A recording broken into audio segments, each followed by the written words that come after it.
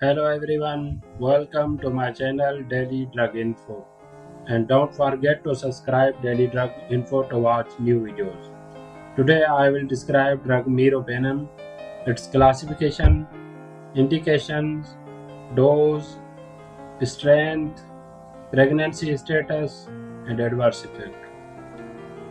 Drug Meropenem classification: semi-synthetic carbapenem antibiotic.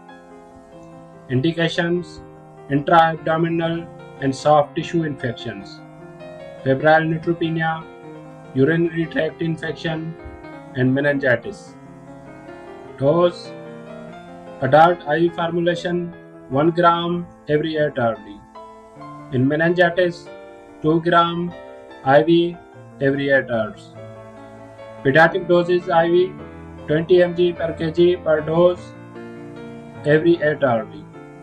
In meningitis, 40 mg per kg per dose every 8 hours.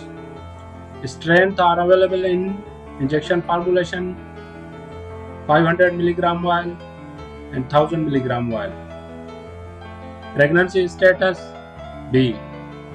Adverse effects are headache, nausea, abdominal pain, diarrhea, seizures, inflammation at injection site.